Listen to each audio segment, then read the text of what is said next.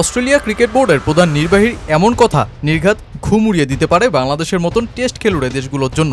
Todd Greenberg সতর্ক করে বলছেন যে টেস্ট ক্রিকেট দেউলিয়া করে দিতে পারে দেশগুলোকে। অস্ট্রেলিয়া ক্রিকেট বোর্ডের সিইওর এমন কথা তো আর ফেলে দেওয়ার মতন নয়। ব্রিটিশ সংবাদ মাধ্যম বিবিসি ক্রিকবিজের সহায়তায় 2010 থেকে 2024 সাল পর্যন্ত খেলা টেস্টের একটা পরিসংখ্যান তুলে ধরে ক্রিকেটের 3 মোড়ল বিগ থ্রি ভারত, ইংল্যান্ড ও অস্ট্রেলিয়ার টেস্টে আধিপত্যের একটা গ্রাফই তুলে ধরেছে, যেখানে দেখা যাচ্ছে এই 3 দেশ বাদে বাকি টেস্ট খেলুড়ে দলগুলো বছরে কত কম টেস্ট খেলে। এই সময়ে সবচেয়ে বেশি রেকর্ড টেস্ট খেলা হয়েছে 2024 সালে, যেই 53 ম্যাচের 21টাতে খেলেছে বিগ থ্রি বাদে বাকি সব দেশ, আর ভারত, ইংল্যান্ড, অস্ট্রেলিয়া খেলেছে 32টি। টেস্ট ক্রিকেট নিয়ে বর্তমানে যে শীতল উত্তেজনা চলছে তার একটা কারণ ফের দ্বিস্তর বিশিষ্ট টেস্ট। ইংল্যান্ড এই পদ্ধতি নিয়ে আতঙ্কিত, আর অস্ট্রেলিয়া নিজেদের লাভের দিকে তাকালেও টেস্টের বিস্তারে দেশগুলোর জন্য সতর্কবার্তায় দিয়ে রাখল। দ্বিস্তর বিশিষ্ট টেস্ট সিস্টেম কার্যকর হলে 2 ভাগে ভাগ হয়ে যাবে ক্রিকেট। প্রথম সারিতে থাকবে শীর্ষ 6 দল, আর নিচের সারিতে ব্যর্থ 6। এতে বাংলাদেশ, ওয়েস্ট ইন্ডিজ, পাকিস্তান এমনকি শ্রীলঙ্কার ওপর পড়বে বিস্তর চিন্তার ভাঁজ।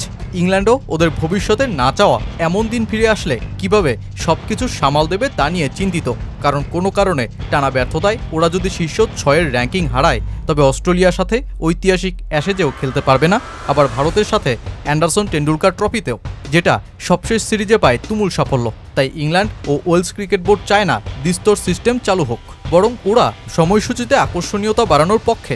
ইসিবির পরিচালক রিচার্ড থমসন বলেন, আমাদের বিবেচনার জন্য অনেকগুলো বিকল্প আছে, টিয়ার সিস্টেম তার মধ্যে একটা। আমরা ইংল্যান্ড হিসেবে চাই না এমন একটি সময় আসুক যখন আমরা খারাপ ফর্মে থেকে ডিভিশন 2-তে নেমে যাব আর অস্ট্রেলিয়া ও ভারতের সঙ্গে খেলতে পারবো না। এটা হতে পারে না। এখানে সাধারণ জ্ঞান প্রয়োগ করতে হবে। WTCতে যদি কিছু উন্নতি আনা যায়, হয়তো 2 স্তরের প্রয়োজন নেই। যা প্রয়োজন তা হলো একটি সূচি যা বর্তমানের চেয়ে বেশি যৌক্তিক হবে, এবং এতে সাদা বল ও লাল বলের দ্বিপাক্ষিক ম্যাচের পরিমাণ নির্ধারণ থাকবে। আর আমাদের 2028 সালের অলিম্পিককেও বিবেচনায় নিতে হবে।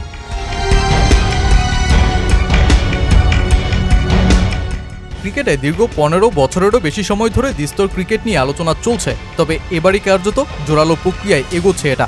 ইতোমধ্যেই ওয়ার্কিং টিম গঠিত হয়েছে, যাদের কাজ কিভাবে 2027 সাল থেকে শুরু হতে যাওয়া WTC চক্রকে আরও উন্নত করা যায় তার উপায় খুঁজে বের করা। অস্ট্রেলিয়া অবশ্য এই সিস্টেম চালু হলে উপকৃতই হবে। বড় দলগুলোর বিপক্ষে খেলার সংখ্যা বাড়বে দেশটার, আর্থিক উন্নতি হবে দেশটার ক্রিকেটে। একই সাথে দেশটার ক্রিকেট বোর্ডের প্রধান নির্বাহী টড গ্রিনবার্গ মনে করেন, টেস্ট ক্রিকেটে ম্যাচের স্বল্পতা আমাদের শত্রু নয়, বরং বন্ধু। তিনি এও বলছেন, কিছু দেশকে টেস্ট দেউলিয়া করে দিতে পারে। তিনি বরং চান টেস্ট ক্রিকেটের দুনিয়া খুবই ছোট থাকুক। আমার মনে হয় না যে বিশ্বের প্রতিটি দেশের টেস্ট ক্রিকেট খেলার স্বপ্ন থাকা উচিত, আর সেটা হয়তো ঠিক আছে। আমি কোনো নির্দিষ্ট সংখ্যা বলছি না যে কত দেশ খেলবে, কিন্তু সত্যি আমরা দেশগুলোকে দেউলিয়া করে দিচ্ছি যদি তাদের ওপর জোর করে টেস্ট খেলতে বাধ্য করি। আমাদের নিশ্চিত করতে হবে যে আমরা সেই জায়গাগুলোতে বিনিয়োগ করছি যেখানে টেস্ট ক্রিকেট অর্থবহ এবং প্রতিদ্বন্দ্বিতাপূর্ণ। এজন্যই অ্যাশেজ এত বড় এবং লাভজনক, কারণের অর্থ আছে।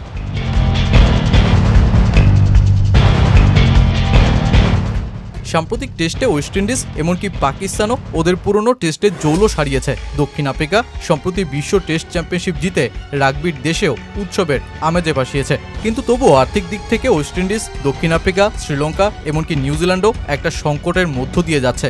পাকিস্তান ও বাংলাদেশ যেটা পুষিয়ে নিতে পারছে এখনও। টড গ্রিনবার্গ গত 6 আগস্ট বলেছিলেন, এই দেশগুলোর টেস্ট ক্রিকেটে অর্থ ও শক্তি বিনিয়োগ করে যাচ্ছে ভারত, ইংল্যান্ড কিংবা অস্ট্রেলিয়া। তাই দ্বিস্তর টেস্ট ক্রিকেট যদি অন্য দেশগুলোর সুযোগ ও সম্পদ বাড়ায় তবে তিনি এর পক্ষেই রায় দেবেন।